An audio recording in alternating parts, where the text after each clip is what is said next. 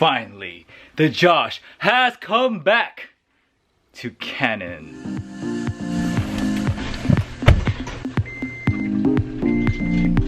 I just picked up the Canon G7x Mark II. It's widely regarded as the vlogger's camera. A lot of YouTubers use it.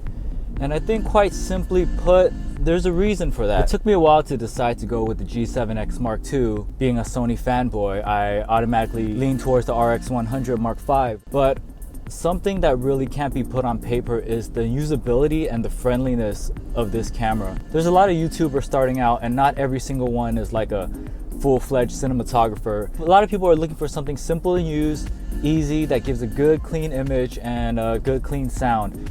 I wouldn't say this gives a good clean sound, but it gets you there. A big advantage of the Canon G7x Mark II is that it's touchscreen. It makes using the camera a lot more easier. So the RX100 is a little bit smaller, it's a little bit sleeker, but at the same time it feels a little bit more slippery.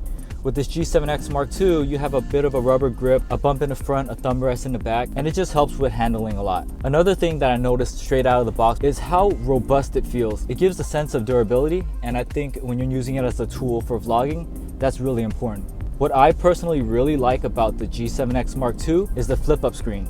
Now, a lot of cameras have like flip-out screens, articulating screens, and some even flip out the bottom. But I really like a screen that flips out of the top, and the reason is I found that when you're trying to look at the lens and you're trying to compose, it's a lot more easier to catch the screen up top in your peripheral vision rather than on the side. When you have a screen on the side, it makes the camera a lot more wider than it has to be. Whereas if you have the screen on top, when you're moving the camera around, it's sort of more easier to maneuver. So what I plan to do today with this camera is to use it to film myself filming some B-roll for another video that I'm working on, which is the review of the Edelkrone Slider Plus Small.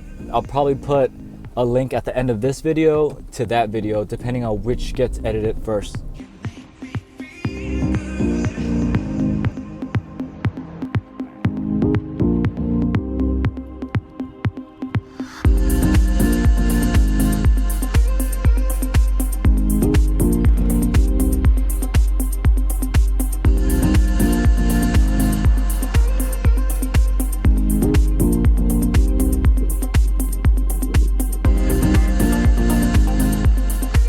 Cool shots at the rose garden, even though there's no roses. I think what we're gonna do now is set up for a time-lapse. So I'm looking through the time-lapse settings and it looks pretty basic, which is a good thing and a bad thing. You can quickly create a time-lapse by selecting one of their preset functions, but as far as customizing and getting motion blur and streaking, as of right now, I can't figure out a way to do that. But let's turn it on and see what it looks like. Alright, so we got the time lapse. I'm gonna head over to another location, get a change of scenery, maybe do another time lapse, maybe figure out if we could do some slow motion. Another feature that I like about the G7x Mark II is the exposure compensation dial up top. Sometimes if you're backlit, you're gonna be all dark, or vice versa, everything's gonna be washed out. So what that allows you to do is to either brighten or darken your image, depending on what you're looking for. That's if you're shooting in P mode, which is essentially an adjustable automatic mode. This is not exactly a pocketable camera. I mean, you could put it in your pocket, it'll bulge. But as far as comparing this to like a mirrorless or a DSLR, you have the retractable lens. So you do have a bit more portability with the point and shoot. I'm shooting some slider shots and I notice the shadows and the columns. So what I want to test out is the HDR setting of the camera. See what kind of picture it can take with harsh shadows and bright light.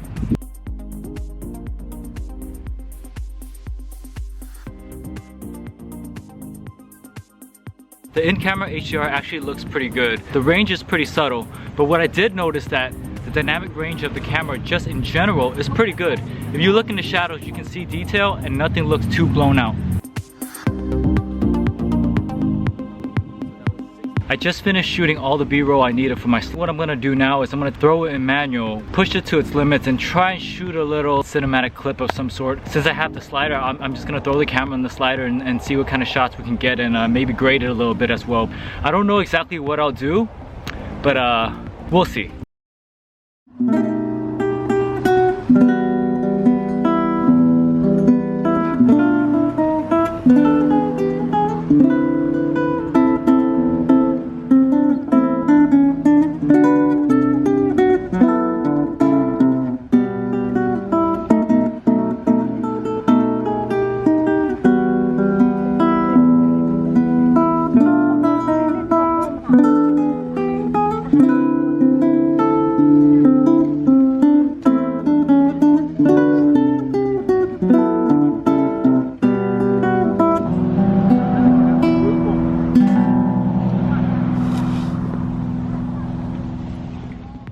Okay, the video turned out pretty good. The Canon G7X Mark II is a good choice if you're considering it.